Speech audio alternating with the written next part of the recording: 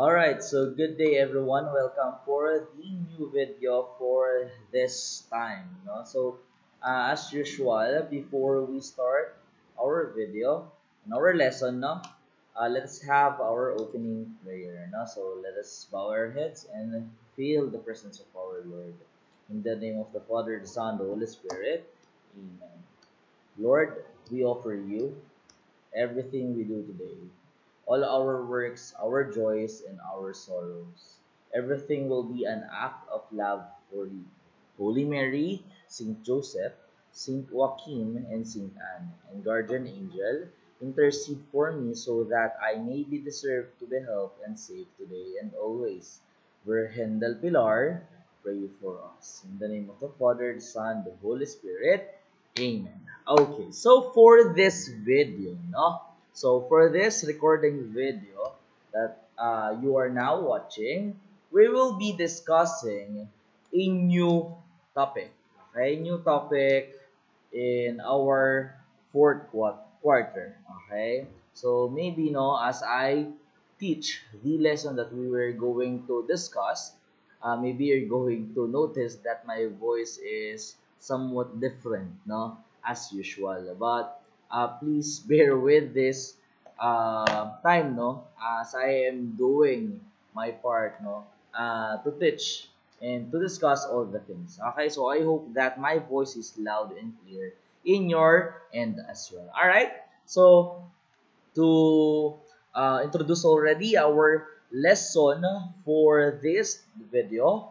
This is all about areas of composite figures. Of course, in the video itself, you can already see what's the topic all about and what are the things that we are going to discuss all throughout in this video. All right, so with the areas of composite figure, no, we're going to um, know things with regards to area, of course, and also what are composite figures. Okay po, so to start in a formal way, no, we should have an objectives. Okay, so in our objectives for this time, no, our objective is to be able to find the area of composite figure and use that process to solve real life problems. Okay, so we are aiming that we will be able to find the area of composite figures. But before we obtain that goal of ours, no, we need to define first what is an area, or what is an area and what is a composite figure. Okay, so let us try to define first what is a composite figure.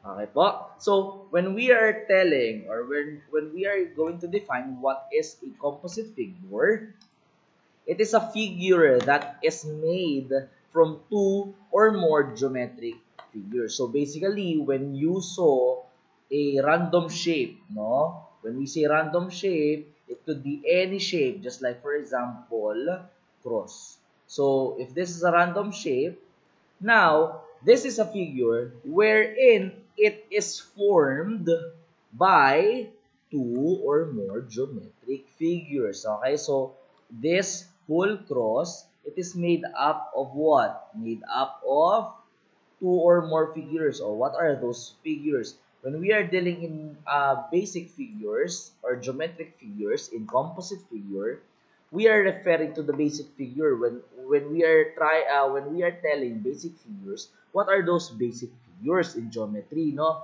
we have this square, triangle, rectangle, circle, right? So those are the basic figures or basic geometric figures. So in our composite figure, in order for us to tell what is a composite figure, no, composite figure is composed, no, of two or more figures. That's why when we tell composite figure, no, it is composed, no, composed of figures. So it contains two or more. Okay, so when we are going to visualize and try to understand how can we see the basic figures in this cross? So basically, we have six figures. So, and what are those? We have square inside, we have rectangle on your top, rectangle on your bottom, rectangle at your right side, and to your left side. So how many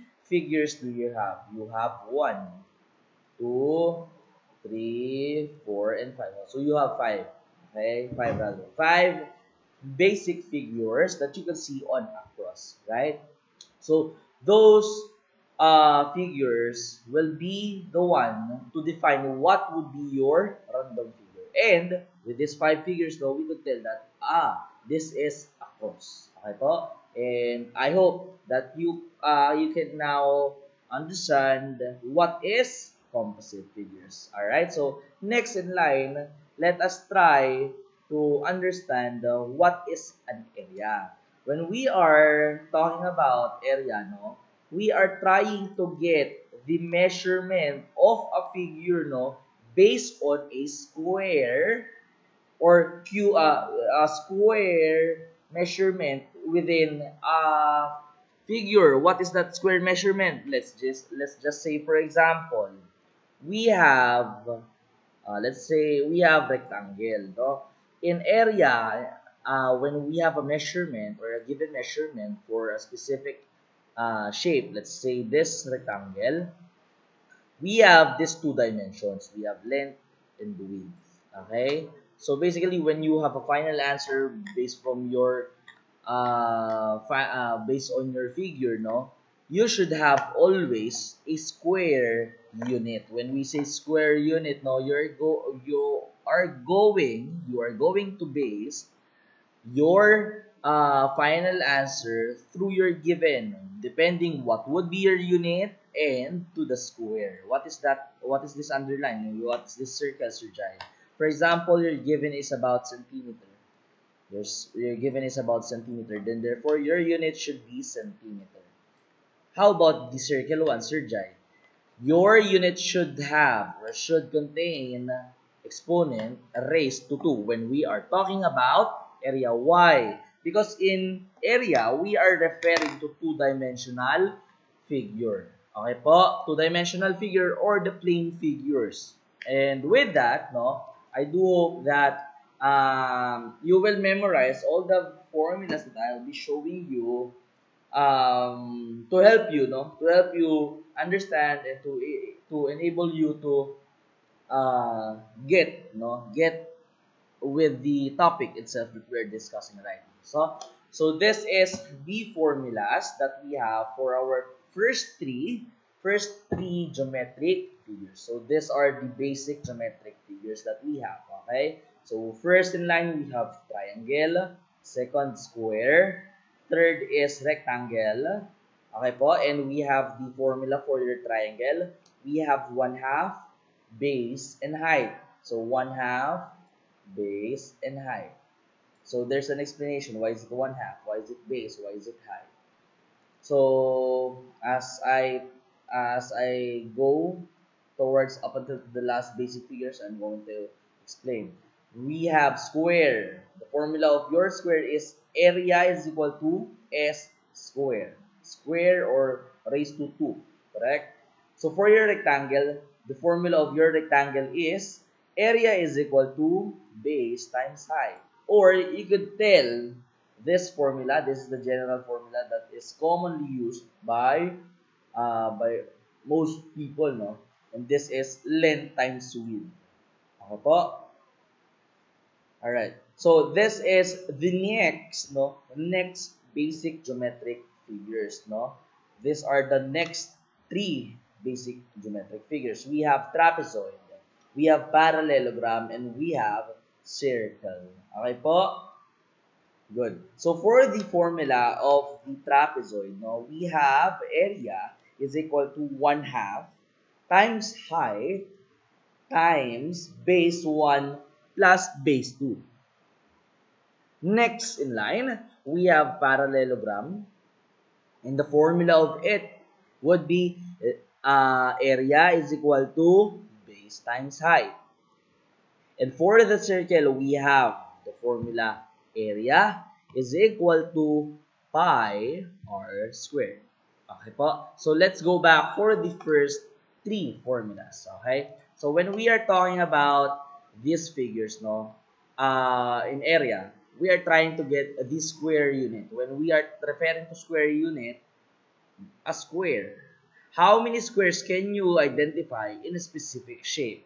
For example, you have rectangle. How many squares can you identify in a specific shape? Okay, Sir Jai, it seems like I could identify already because you have one square inside, you have second square inside, third square inside. Okay, but why is it square? The final answer should be like centimeter, then square. Why is it 2? Because if we're going to understand once again square means, no, if we have rectangle and if we're going to get the square unit of rectangle, you need to count how many square can you count inside the shape of rectangle. So if I will be doing like this, what are the lines that I am doing? What kind of lines I am doing? These are vertical lines, correct? So first line is vertical lines. So how about for this one, second line, this line? What is this line?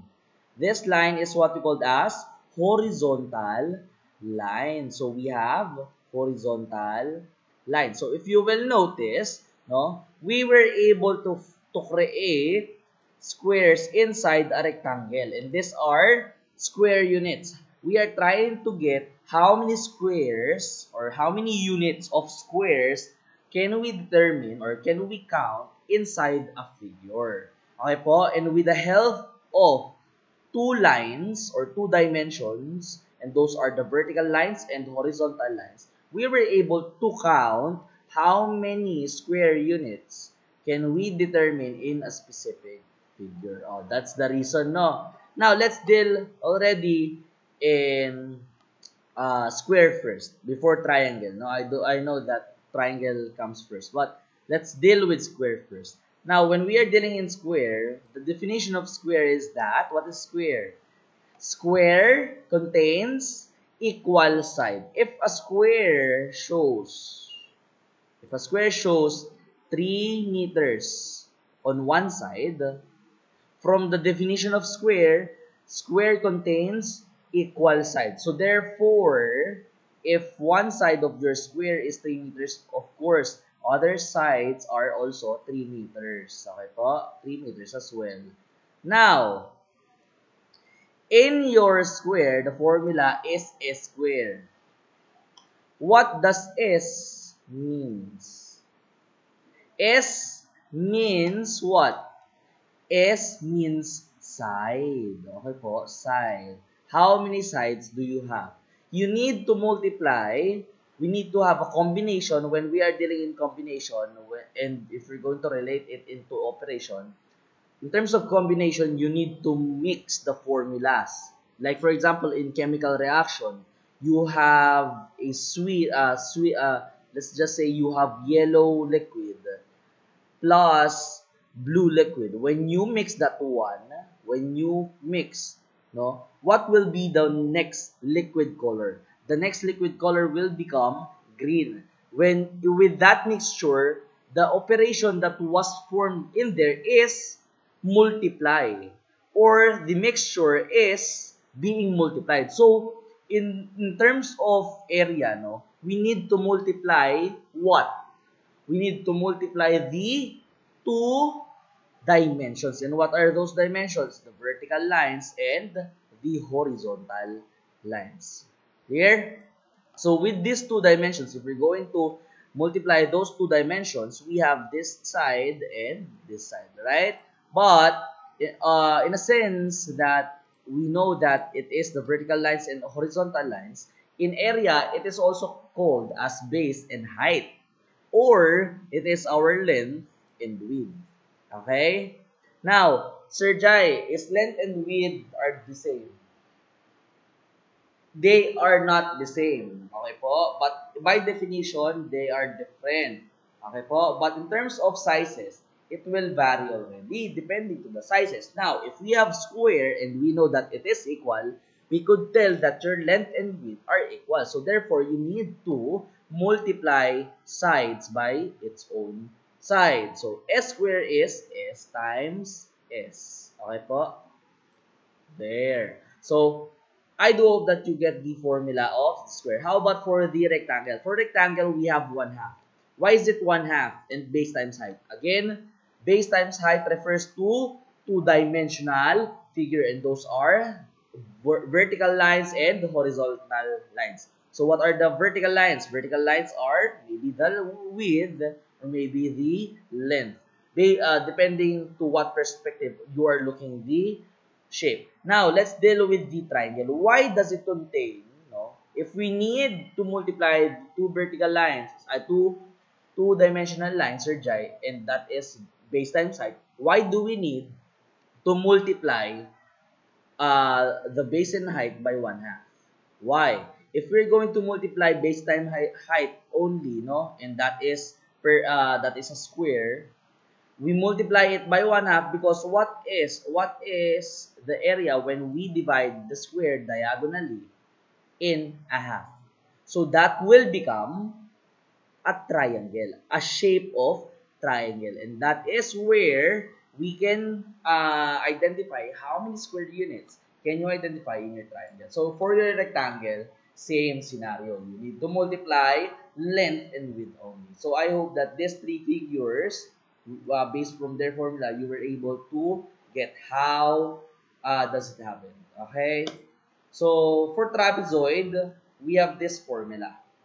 We have 1/2 times height times base 1 plus base 2. So I'm going to give you an alternative formula for this trapezoid so that you will not have a hard time to understand. So basically, we have area is equal to base 1 plus base 2 over 2 multiplied by height. Okay po? Times height. Okay? You can add that one. When we say trapezoid, the shape of your trapezoid is like this. Okay? There. Okay? So our base 1 is on the top. Base 2 is on the bottom. And these are the sides. Okay po? How about the height, sir? The height is this one. Okay po? This one. Or at the outside. That is the height po. Okay? That's the height. How about for parallelogram? Parallelogram is contains the same concept of rectangle, sir Jai. Basically, yes, but in a parallelogram, it depends already to the shape, no? And when we say parallelogram, it contains parallel sides, no? And whenever you saw the basic figure of parallelogram, this is a parallelogram po. Okay? So base, this is the base, and this is the height. Okay?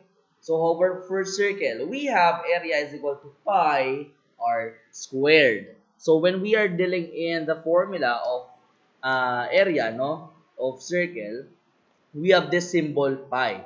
And pi has the value of 3.14. I want you to remember this one. Pi contains the value of 3.14.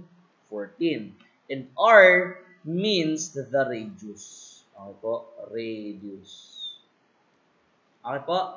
So with that said, maybe you will be able to identify once again, how to get the area of a figure. Okay, so we're done already. I'm sorry.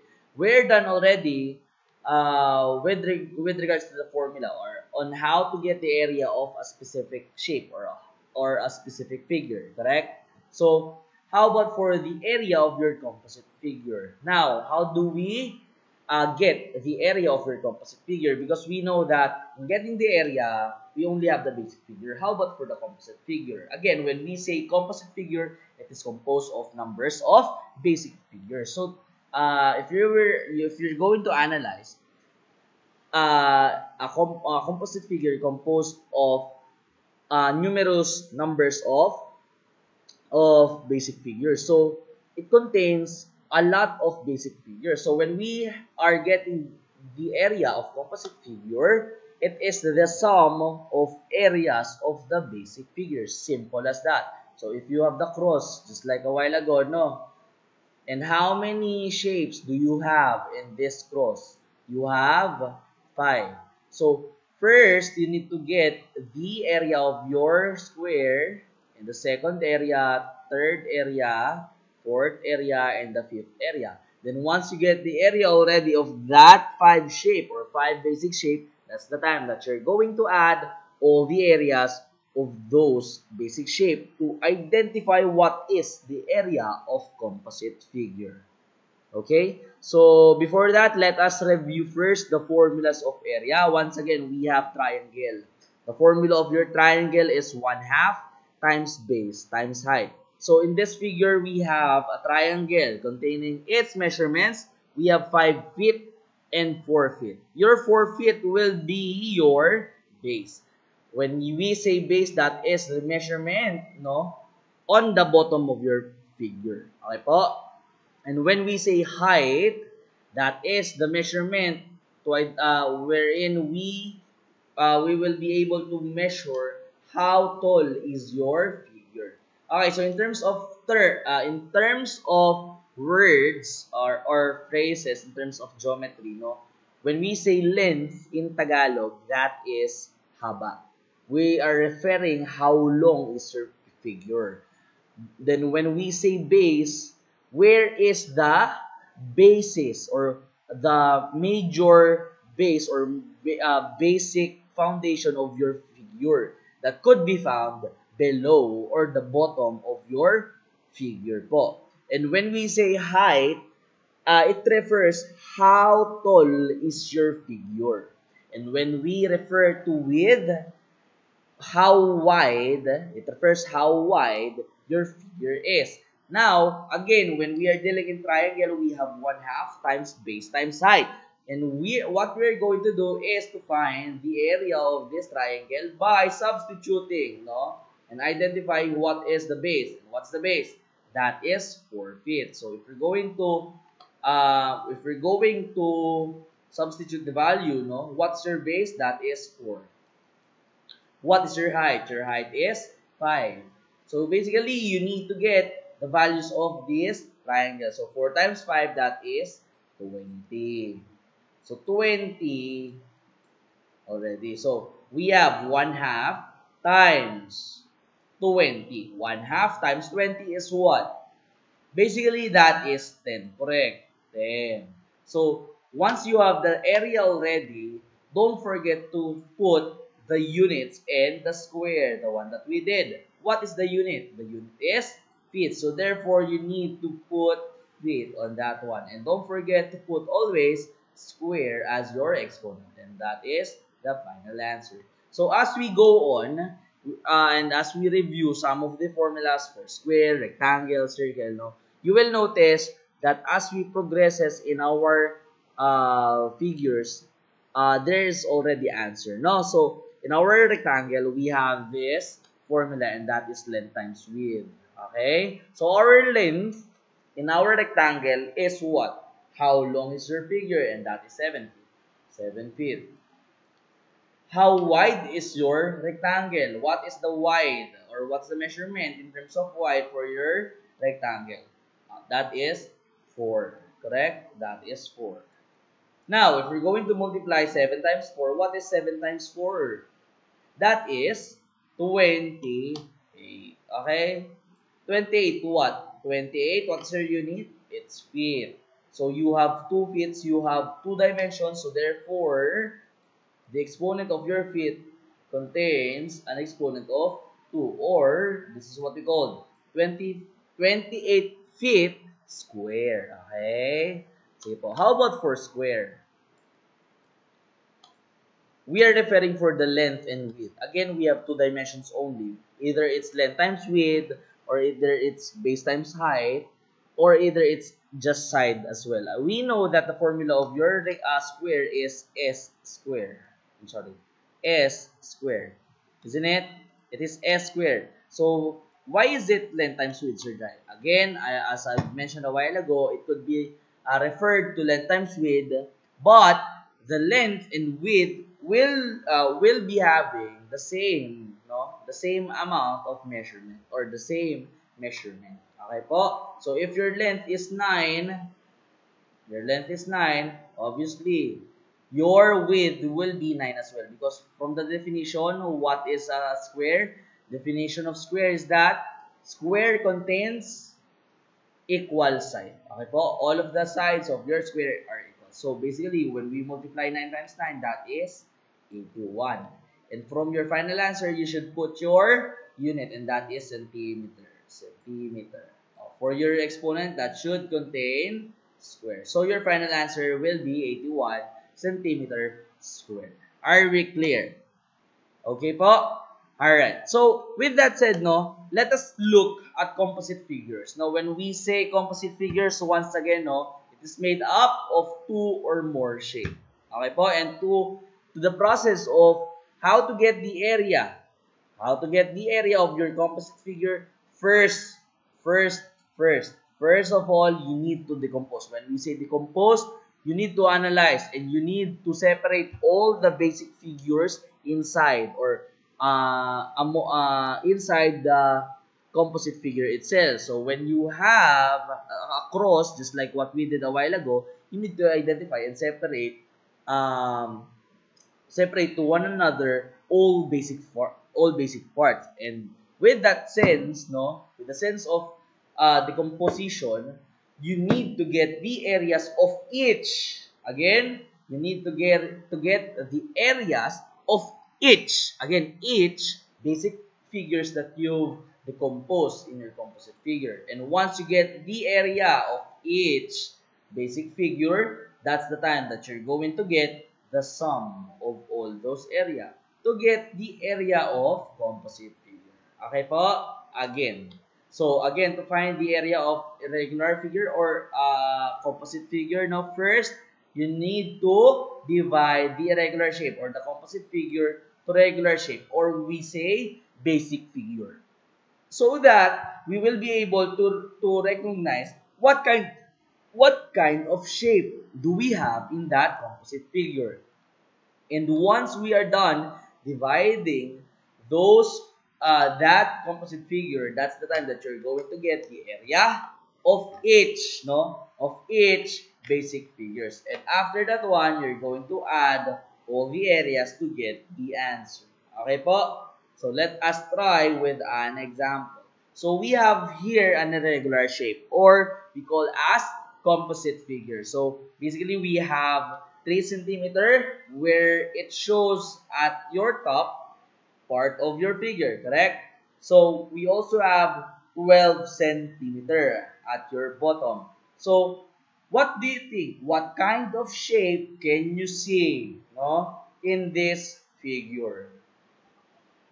Of course, we have what? We have square and rectangle. So if we're going to decompose or going to separate these figures, we have square and rectangle. So that is the first step. You need to decompose the two figures or the figures that you have inside your composite figure. Then afterwards, once you decompose, that's the time that you're going to get the area of each figure. Okay po? Each basic figure. And once we get the area of the basic figure, that's the time that you're going to sum. So let's try. What would be the area of your square? From the formula, we have S squared. Correct? And S refers to side. And what is the measurement of your side? That is 3 centimeters. Correct? So as we transform this S squared to 3 square, we could transform it into a form of 3 centimeters times 3 centimeters. Correct? So as we multiply 3 centimeters to 3 centimeters, or 3 times 3, we could have an answer of 9. Or 9 centimeter square. Are we clear? So that's the area of your square. How about for rectangle? We need only 12 centimeter. For your rectangle, how about for the other sides, or Jai? Because on your rectangle, we have the formula of area. Area is equal to length times width. So our length here is our 12. How about for the width, Sir Jai? So basically, in our figure, we only have what? We only have two measurements, and those are 12 and 3 centimeters. So if you have 12 centimeters for your length, you need to identify what's the measurement of this side. And as we know that the square contains equal side, and this is 3 centimeters as well. So 3 centimeters has the value of this side as well. So basically, you have 3 centimeters for this side. Okay po? Or this side. Okay?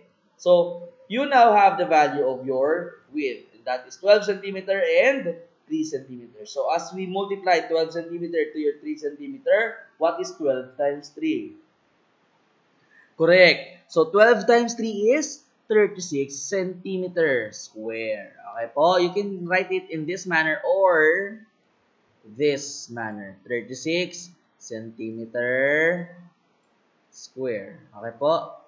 There. So once we have the area of each basic figure, this is the time that you need to add, you need to add these two figures to get the area of your composite figure. Are we clear? Clear? Okay. So let us now try this next slide. So we have an example for your composite figure. We have 20 as your measurement for your left side, 2 centimeters for your top side, and you have 20 centimeters for your bottom part, and you have two measurements as it contains equal, it is 4 centimeters, Now, how are we going to identify whether what are the measurements, What are the measurements do we have and what are the figures that we have in this composite figure? So we could identify them as three figures. We have the square, we have the rectangle, and we have another rectangle, right? So let us try to get the area of your first rectangle. So the first rectangle contains the area of 40 centimeters square as we multiply the length and the width. Our length is 20 centimeter and our width is 2 centimeter. And as we multiply 20 times 2, that is 40 centimeter square. Are we clear? So that is for the first figure. Again, we have three figures, ha? So for the second figure, we have the measurements of 20 centimeter and 4 centimeter. So as we have the formula, that is area is equal to length times width, we could now have a new formula as we substitute the given, though that will be 20 times 4 centimeter because our 20 is our length and 4 is our width. And as we multiply 20 times 4, that will fall to an answer as to 80 centimeter square. Don't forget to put the unit always, ha? Okay, so for the last shape that we need to find the area, that is the square. And we know that the formula of our square is S square, right? So, as we know that square has equal side, we know that the side of your square is 4 centimeters. So therefore, all sides contains 4 centimeters as well. And as we multiply each bases and heights, either the length and the width, we're going to multiply those two dimensions. And what are the other measurements for your other dimensions? You also have 4 centimeter. So you need to multiply 4 centimeter by 4 centimeter. And what is the value when you multiply 4 times 4? Of course, 4 times 4 is 16. Correct? And for your final answer, you can write it as 16 centimeter square. Why is it centimeter? Because our given contains the unit of centimeter. Okay? And don't forget to put square because we are in area. Alright, so do you think that is the final answer already? I mean, that is the final and last step already in order for us to get the area of your composite figure? No, not yet. Because the final step is we're going to add all the areas of your three figures po. So for your first figure, we have 40 square centimeter. Second is 80 square centimeter. Third is 16 square centimeter. And once we add that up, what is 0? The 0 plus 6, that is 6. But how about what is 8 plus 4 plus 1? When we add 8 plus 4, that is 12, and plus 1, we get 13. So we have in total of 136 square centimeter or 136 centimeter square. Okay, that is the final answer. Okay, so I do hope that you get the concept already for our what? For our area of composite figures, correct? Alright, so for the next topic that we're going to talk about right now is all about the surface area. So when we are talking about the surface area, no, it refers to the total area of the faces of a space figure. Again, when we are in space figure, we are trying to pertain, no, to a solid figure. So again, solid figure. When we are talking about solid figure, it has a hollow inside, or it doesn't have a hollow. Let's say it doesn't have a hollow, but you can obviously pick up that shape as it is, right? And with that solid figure, no, to get the surface area first, I know it is solid figure, no. In getting the surface area of your solid figure, you need to have a formula. And what are those formula? Maybe you're going to ask me, Sir Jai, what is the difference of area and surface area? Again, when we are referring to area itself, no, we are referring to 2D. Okay, 2D. But when we are referring to surface area, we are referring to the total area within the solid figure. Okay po? So we are going to add all the area that you could found in a solid figure. Okay? So with that said, here are some of the formulas. So for our rectangular prism, we have SA is equal to 2 times the quantity of length times width. Length times width, length times width plus length times height. Plus width times height. Okay po? Width times height. Okay po? So, how about for cube? The formula for your cube is what? The formula is SA is equal to 6E squared. 6E squared. So, maybe you're wondering, why is it 6? Why is it E? Okay? So, for triangular prism, we have SA is equal to base times height plus 2 times length times width plus length times base. That is not 1 ha, that is not 1, that's not 21 width ha.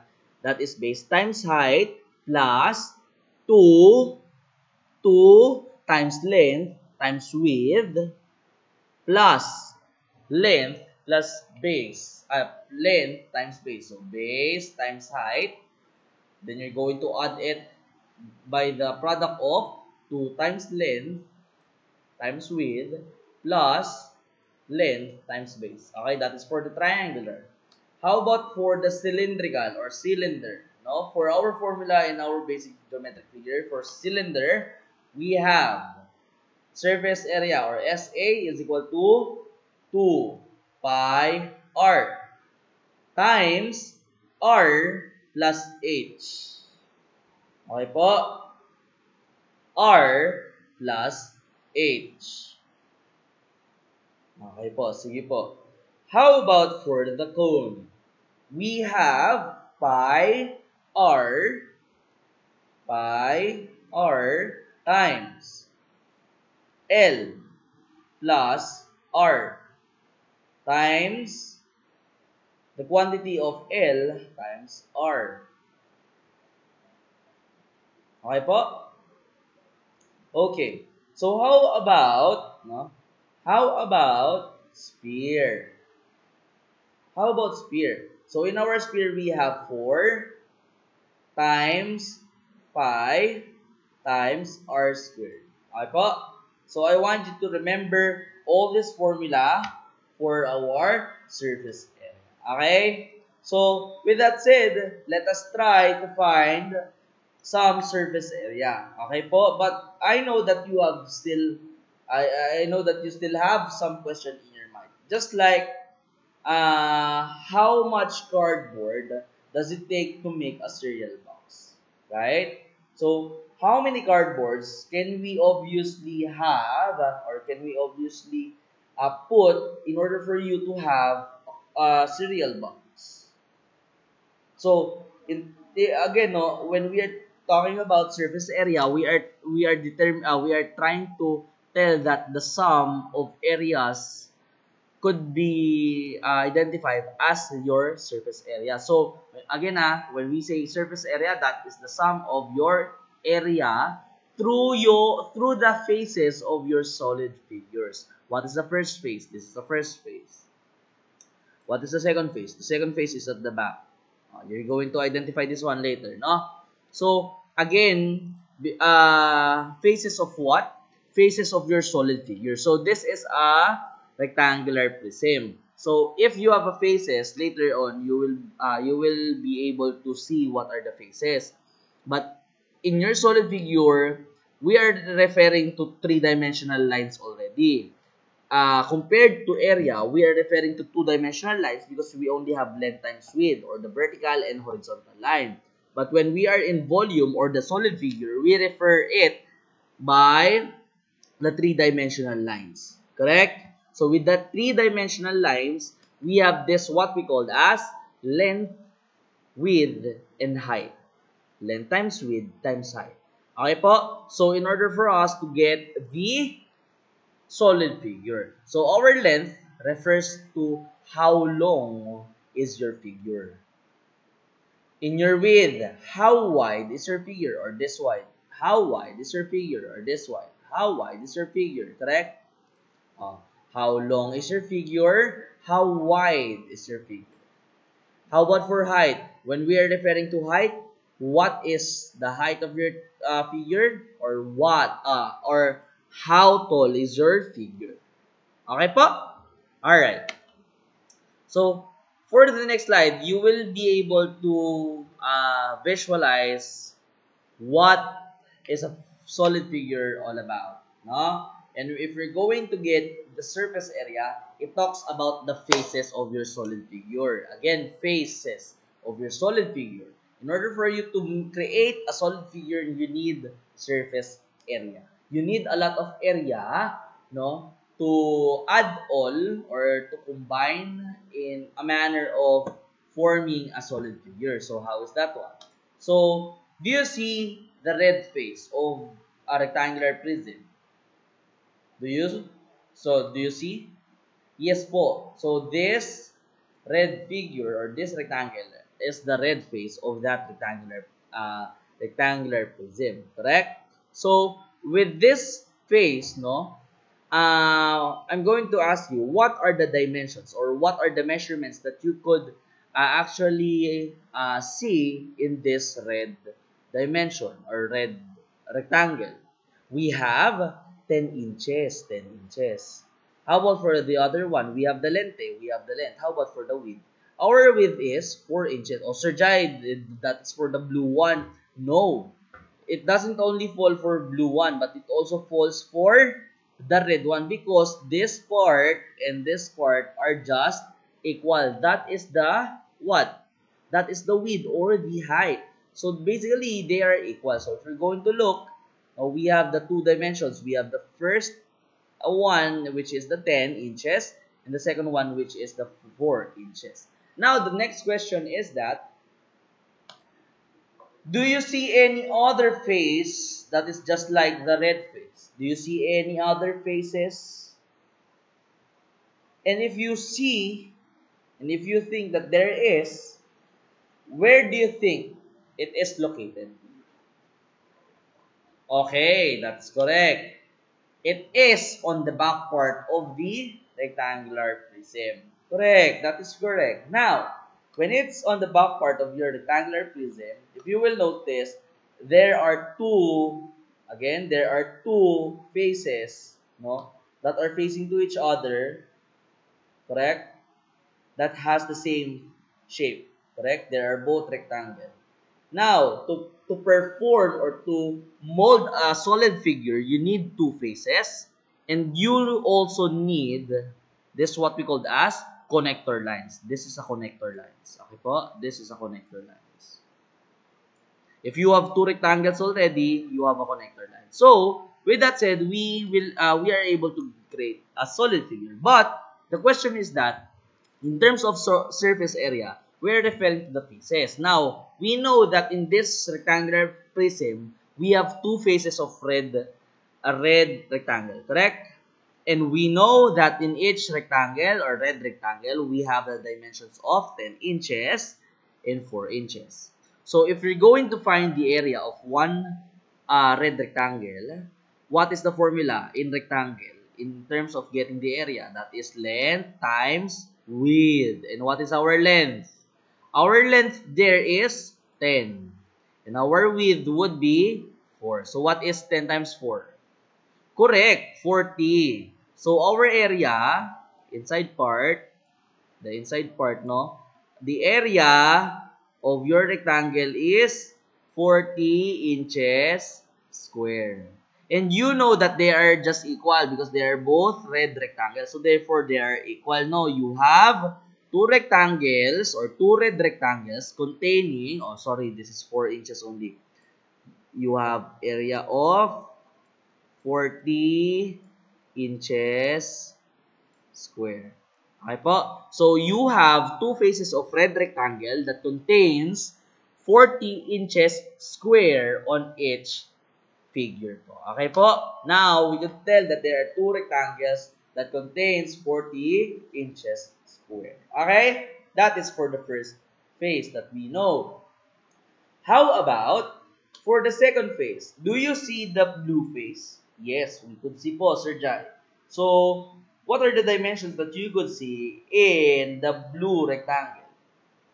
We have the 7 inches and the 4 inches. Where is it located? The 7 inches, this one, and the 4 inches. Okay? So, that's the dimension of your blue rectangle.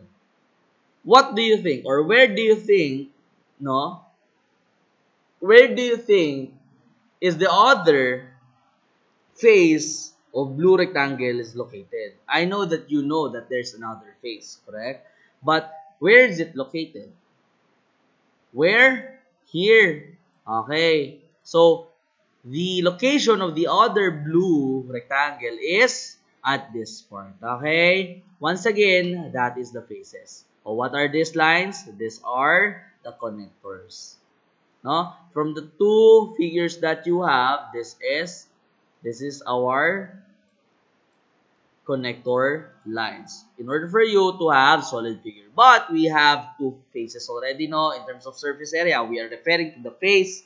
Again, face of your area. Now, again, what are the dimensions of your blue rectangle? We have 7 and 4. And it is still a rectangle. So, you're going to get the formula and you're going to use, you're going to use the formula of area for rectangle, and that is length times width. And what's your length? Your length will be 7. 7 times your width. What is your width? What is your width? That is 4 inches. So, what is 7 times 4? 7 times 4 is what? That is 28. So, final answer, the area of your blue rectangle is 28 what? Inches square. Don't forget to put the unit. What is the unit of our blue rectangle? That is inches. And don't forget to put the square. Okay? So, therefore, we could tell that we have two blue rectangles that contains 28 inches square. Okay po? Okay. So, for the next and last, phase for your figure, okay po, we have this green rectangle. rectangle. So I'm going to ask you, in this green rectangle, no, where do you think is the green rectangle in your rectangular prism? Of course, it's on the top, correct? How about, what are the dimensions of your rectangle or green rectangle? We have 10 inches and 7 centimeter because in this dimension we have 10. They are equal. We have this next dimension and we have 7 inches. They are just equal, correct? So therefore, the dimensions of your green rectangles is what? Is what? That is 10 and 7, correct? Alright, so the question is, do you think there's another face that is just like that is just like green face? And if you think that there is, where do you think it is located? It is located, if your green face is located at the top side, so basically, the other face is located at the bottom. Correct. And once again, as we recall a while ago, no, what are the dimensions, or what is the dimensions, or what are the dimensions of your green rectangle? You have what? You have 10 inches and 7 inches, no, for your two dimensions. And as we know, this is still a rectangle. So, we're going to use the formula of rectangle in terms of getting the area. Correct? And what's the formula of rectangle in terms of getting the area? That is length times width. So, therefore, we have length times width. We have length and width. The question is, what is your length in that figure? Our length is 10 inches. Correct? 10. So, we're going to substitute. Times width. What is your width? Your width is 7 inches. So, therefore, again, therefore, what is 10 times 7?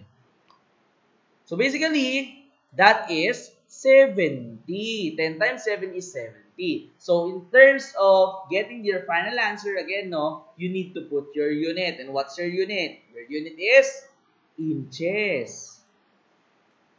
Then, how about for the exponent? Don't forget to put the exponent, and that is square. So, therefore, we could tell that you have two green rectangles that contains 70 inches square each. Okay po? So, that is the process. How did we get the faces, no? The faces of your rectangular prism. Correct?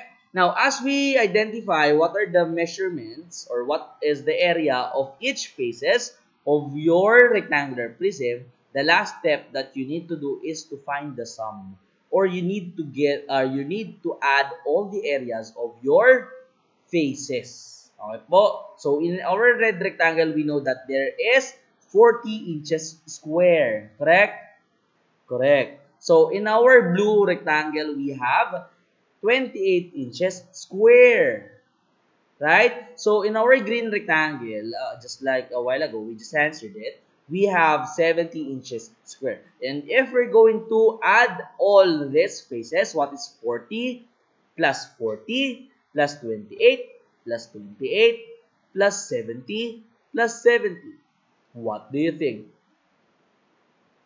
Correct. Our total's area would be what?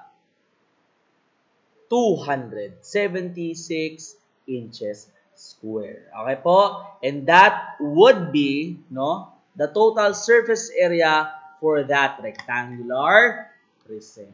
Are we clear po? Clear? So, I hope it is clear already. Okay po? Okay. So, let's talk about next kind of surface area. So, we have this surface area of a cube. Okay po? From the formulas that I've showed a while ago, no, with regards to our surface area, formulas for surface area, some of the examples of surface area in the formula will not be shown, but I will be showing you the basic, no, because squares, rectangles, triangles are the basic ones that you need to know in terms of getting the surface area. Okay? Now, we know that cube, no? Cube is what? Cube is a cube, right? And it contains how many faces? How many faces do we have in a cube? We have, correct, we have 6 faces. And what are those faces? If you're going to imagine, this is your cube. Okay po? This is your cube.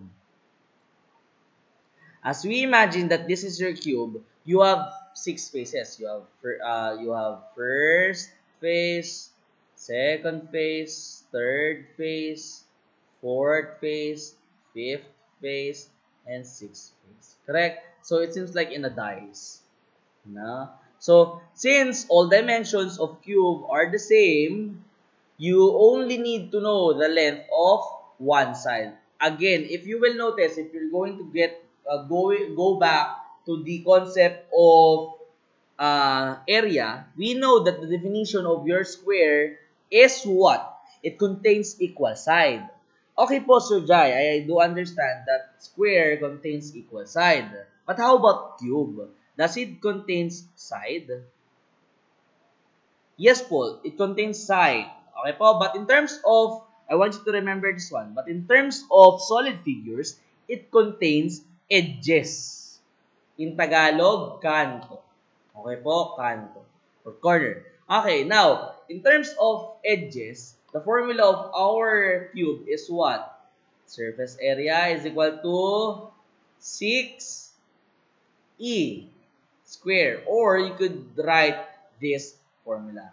As you have 6 faces, you need to multiply the area that you've got from your square, again, from your square, and you multiply it by 6 because we know that your cube contains 6 faces. Are we clear? Okay po. So the same concept that we have just like a while ago in rectangular prism, we have the front face and also the back face. We have the left face, we also have the right face. We have the top face, we also have the bottom face. Okay, so we have 6 faces. Now, why are we just simply adding, we are just simply multiplying the area of a cube or of a square in 6? Because we know that cube was referred in the shape of square. It is contained of 6 faces of square. Okay po? Correct. Now, no? Once again, if you will be asking me, how can we find the surface area of a cube?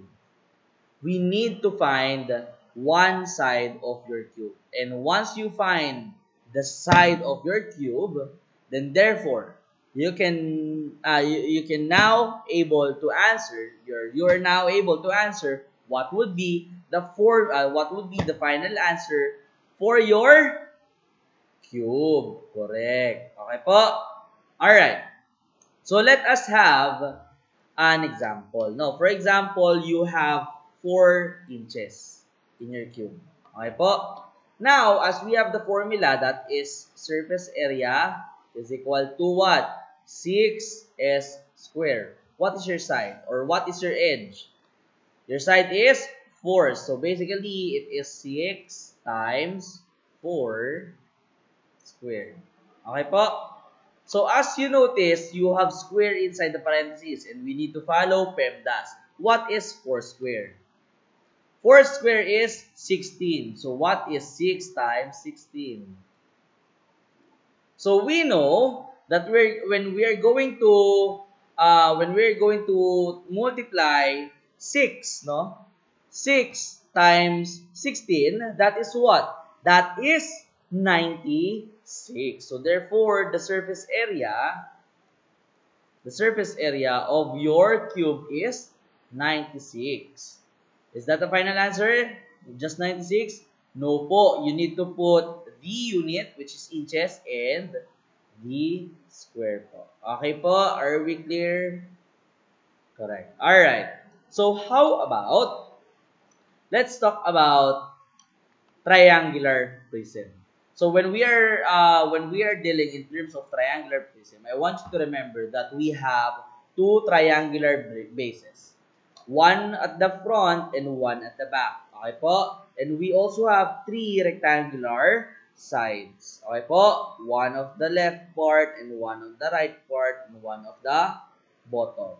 Okay? And if you're going to visualize this triangular prism in unfolded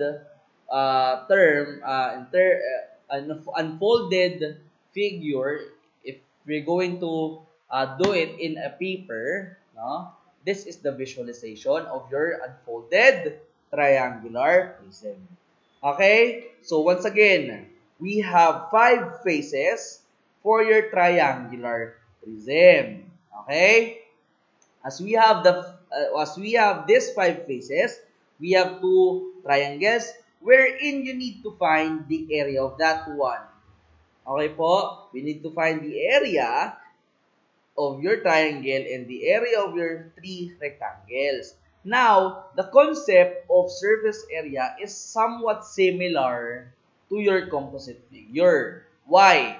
Because in composite figure, we are adding or we are getting the sum of all areas that you can see inside a composite figure, correct? Or in a irregular shape. But to compare it, no, if you will notice, the composite figure that we are dealing is in plane manner.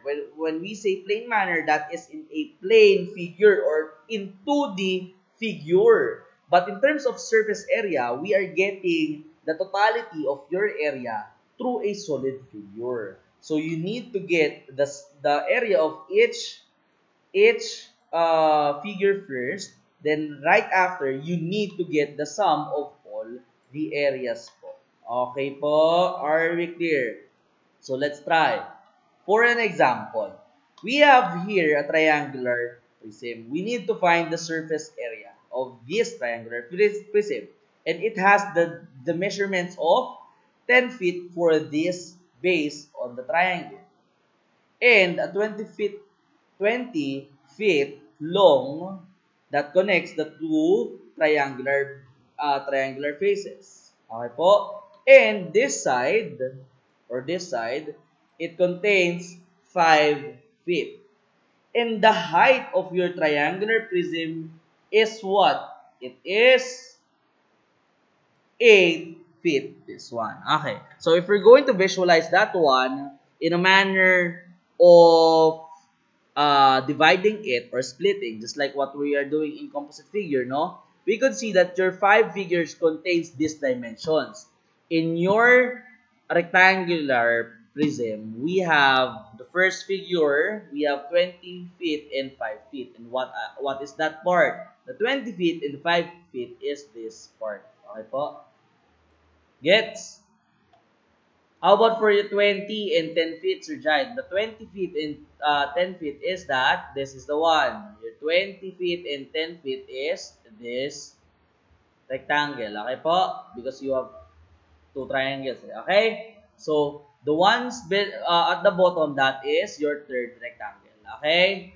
And the 2 triangles pertains with the 2 faces that you could see in your triangular prism. Okay? And as we get these dimensions already, kindly proceed already, no? In getting the area of each basic figures. Oh, you know what are the formulas of basic figures? We have for the triangle. What is the formula of your triangle? That is 1/2 times base times height. Okay po?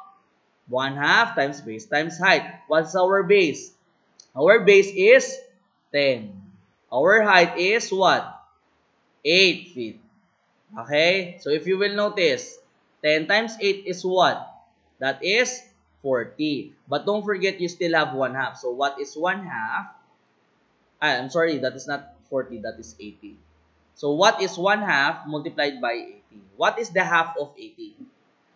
The half of 80 is 40. So therefore, the area of your triangle is 40. Now, how about for the rectangular? So if you will notice, no, we have the dimensions for these two rectangles. No, they have the same dimensions. So the formula of your area for your rectangle is length times width, correct? What is your length in this dimension? We have 20. How about the width of this rectangle? We have 5. So if we are going to get the area already with this formula, we will be able to multiply the length and width by 20 times 5. And what is 20 times 5? That is 100.